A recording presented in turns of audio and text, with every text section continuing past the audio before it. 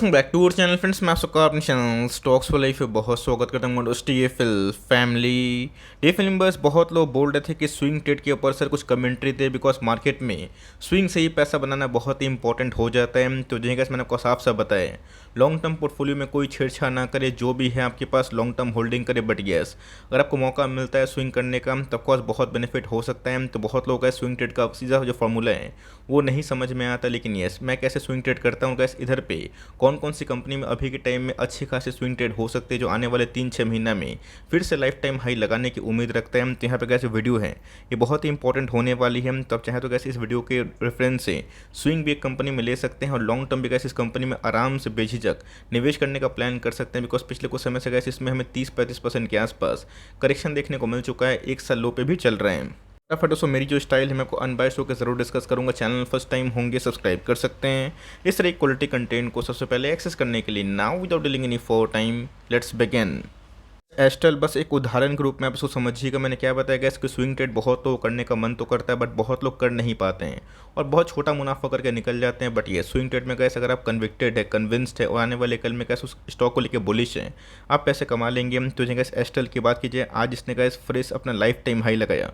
आपको अच्छे से पता है कि इसके पिछले 6-8 महीने से एस्टल में अच्छी खासी फॉल विटनेस होते हुए देखने को मिली थी, बट 3 महीने में गए जो खेल है पलटता हुआ दिखाई दे रहा है। तो जैसे ध्यान रखिए कैसे हम लोग स्विंग को आइडेंटिफाई करते हैं, कौन कौन से इंडिकेटर यूज़ करते हैं और फॉर्मूला क्या होता है। मान के चलिए गैस एस्टल जब ऑल टाइम हाई लगा रहा था 2500 के आसपास, उस समय गैस एस्टल में जब गिरावट हुई थी तो एस्टल मात्र 30% गिरा था और गैस इसका जो भाव है 1700 से लेकर 1800 के आसपास हमें दिखाई पड़ रहा था। तो ध्यान रखिएगा दोस्तों, सबसे पहले हमें ये देखना है जिस कंपनी में आप निवेश कर रहे हैं वो लीडर है या फिर नहीं है। आने वाले कल में अगर मार्केट में एक बाउंड आता है, रिबाउंड आता है, उस कंपनी में पैसे बनने की क्षमता है या फिर नहीं। एस्टल तो अपने लाइफ टाइम हाई से मात्र 30-35% के आसपास ही गिरा था, लेकिन गैस जिन्होंने उस डिप का इंतजार किया और उस जगह पे पैसा लगाया जहाँ पे उनको पैसे लगाने की आवश्यकता थी, जो गैस लेवल था 1700 से लेकर 1800 के आसपास, तो जिन्हें गैस बहुत ही क्विक टाइम में मार्केट में अगर आप देखें तो रिबाउंड की वजह से गैस उनके 50% पैसे बनते हुए देखने को मिल रहे। इसका मतलब ये है कि कोई भी स्टॉक जब टॉप से 30% गिरता है तो ऑफकोर्स गैस 30-35% तो टॉप से गिर रहा है, लेकिन यस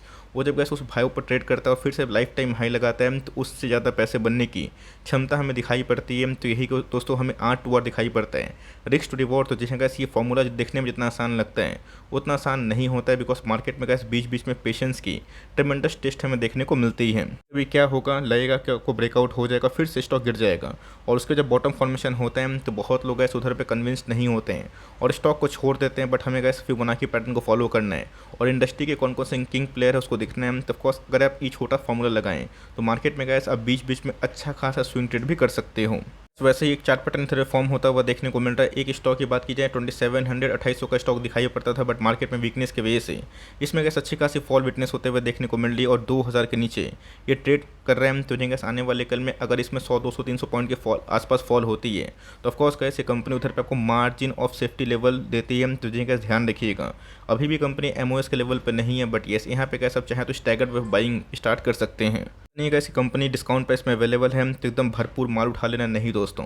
मार्केट में आपको मैंने हमेशा बताया कि क्वालिटी से कॉम्प्रोमाइज़ मत करिए। आने वाले कल में गैस किसी को पता नहीं कि मार्केट कहाँ जाएगा।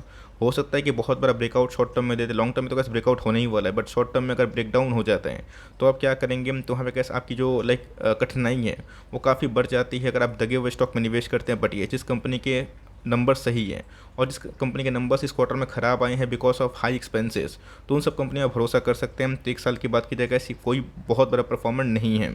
बात लॉन्ग टर्म की, तो जिनका कभी भी इसमें गिरावट हमें देखने को मिलती है तो धीरे धीरे ये लॉन्ग टर्म हाई में ट्रेड करता हुआ दिखाई ज़रूर पड़ता है। तो जिनका अगर ये अपना डबल बॉटम के आसपास फॉर्मेशन करता है जिसका भाव मैंने क्या बताया कि 1700 के आसपास निकल के आ रहे हैं, तो यहाँ पे क्या स्विंग ट्रेड करने का बहुत ही अच्छा मौका बन सकता है। बट मैंने क्या बताया कि क्वालिटी से कॉम्प्रोमाइज़ मत करिए और जो फॉर्मूला का मैंने आपको सिखाया है कि कैसे हम लोगों को आर टू आर जो रिवॉर्ड है सीखने की आवश्यकता होती है उस पर आप ध्यान दे सकते हैं। तो कंपनी का नाम अगर आप देखें बालकृष्ण इंडस्ट्रीज लिमिटेड, बीकेटी बहुत लोग जानते हैं, बहुत लोग परिचित भी नहीं है। तो ध्यान रखिएगा दोस्तों, एमआरएफ तो एक ऐसी कंपनी है जिसने अभी तक कोई स्प्लिट नहीं दिया, बोनस नहीं दिया। ये रीज़न है इसकी एमआरएफ का जो शेयर है ये काफ़ी महंगा होता है। बट अगर आप टायर इंडस्ट्री में सबकी बाप कंपनी पूछे जो ऑफ रोड टायर बनाती है OTR व्हीकल्स में काम करती है। तो ऑफकोर्स गैस एक दिग्गज कंपनी है जिनके जो व्हीकल्स हैं, जो बड़े बड़े व्हीकल्स होते हैं, बड़े बड़े गैस जो ट्रैक्टर्स होते हैं उनमें जो लाइक टायर्स यूज़ होते हैं, ये कंपनी उसमें काम करती है।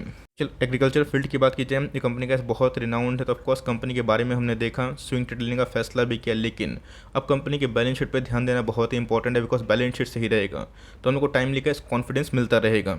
सबसे पहले मैनेजमेंट आता है। कंपनी के पीछे कैसे लेकिन एक मैनेजमेंट होता है और उस मैनेजमेंट के पीछे एक विजन होता है। कंपनी की बात की जाए, आज से काम नहीं कर रही है, बहुत ही पुराना मल्टीबैगर स्टॉक हमें दिखाई पड़ता है, 1997 से काम कर रही है। अब ऐसा नहीं कि शेयर प्राइस डिक्लाइन हो गया तो कंपनी खल्लास हो गई, खत्म हो गया, को समझ में आना चाहिए कि शेयर प्राइस में डिक्लाइन क्यों हमें देखने को मिल रहा है, जहाँ पे कैसे 1 बाय 1 करके वेरियस कंपनी ब्रेकआउट हो चुका है। पहले कैसे अपने ग्रिड को कम करिए। मार्केट में मैं देखता हूँ कि मार्केट में तेज़ी का माहौल आता है, पोर्टफोलियो अच्छा परफॉर्म करता है, बट हम लोग बहुत ग्रिडी हो जाते हैं।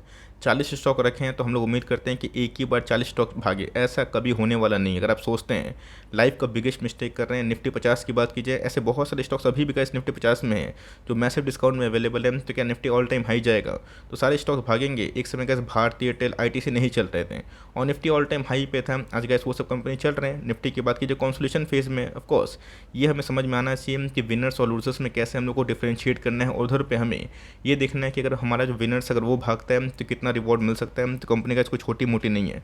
38,000 करोड़ के आसपास की मार्केट कैप है, ऑल टाइम हाई से हमें 800 पॉइंट के आसपास करेक्शन का शिकार होता हुआ देखने को मिल रहा है। प्राइस होल्डिंग की बात की जाए, क्वाइट रीजनेबल है। रही बात ROC की, ROE की 15-20 को मैं गैस ठीक ठाक मानता हूँ बड़ी केस में, लेकिन यस इनके ROC ROE भी गैस क्वाइट इनलाइन दिखाई पड़ते हैं। पूरा जो खेल है इधर से ही हमें देखने को मिल रहा है, बिकॉज इस क्वार्टर के जो सेल्स थे वो तो टॉप लाइन ठीक थे, बट बॉटम लाइन की बात की जाए, मार्जिन का 30 से सीधा 17% के आसपास हमें दिखाई पड़ रहे हैं। तो 25-30% का मार्जिन 17% गिरता है, तब समझिएगा इसके पीछे से जो टायर वाली कंपनी होती है उनको हाई इनपुट कॉस्ट का सामना करना पड़ रहा है। बिकॉज हाल फिलहाल में गैस जो क्रूड है वो 130 के आसपास जा चुका था, बट अभी के टाइम में गैस फॉर्चुनेटली क्रूड 90 के नीचे है।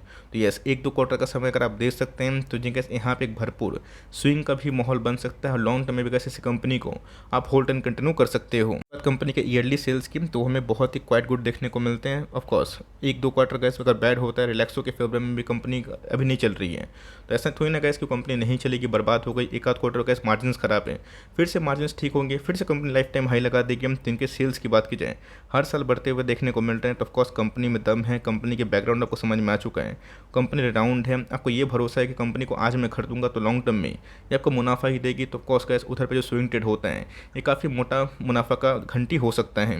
यानी कंपनी बहुत ही बड़ा कर्ज का दबाव हो दिखाई पड़ता है। कंपनी के ऊपर जो रिजर्व्स हैं वो कर्ज से काफ़ी मोटे मोटे दिखाई देते हैं।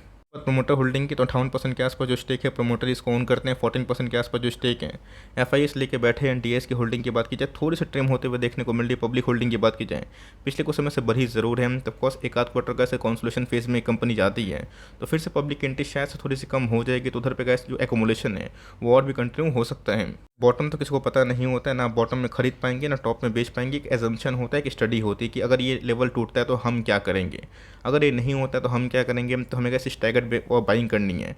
ऑफकोर्स अगर इधर मार्केट में तेजी आती है तो ये स्टॉक भाग सकता है, बट येस यहाँ पे जो ट्रेंड हमें देखने को मिल रहा है काफ़ी डाउन ट्रेंड का दिखाई पड़ रहा है। 1 मंथ के चार्ट की बात की जाए तो पिछले कुछ समय से गैस काफ़ी अंडर परफॉर्मर है।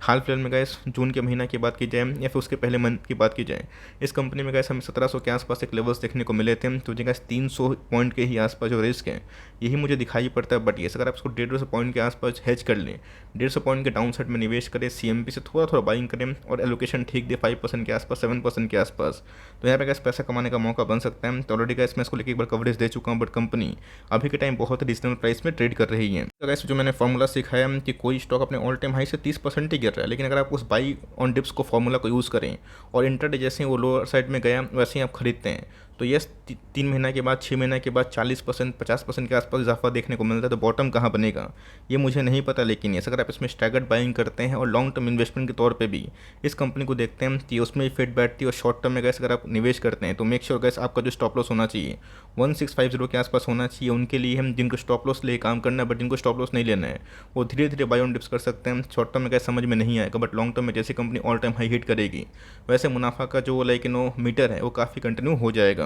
अगर स्विंग ट्रेड के ऊपर वीडियो चाहिए होगा तो कमेंट बॉक्स में जरूर बताइएगा, तो मैं बीच बीच में स्विंग ट्रेड पे वीडियो चलाता रहूँगा। तो आई होप मेरे वीडियो आपके लिए हेल्पफुल है। कंटेंट सही लगा तो लाइक जरूर करिएगा, चैनल फर्स्ट टाइम होंगे सब्सक्राइब करके बेल आइकन को प्रेस करना भी ना भूलिएगा। तो गैस मिलते हैं जल्दी ही, तब तक के लिए bye. Thanks for listening friends, God bless you all.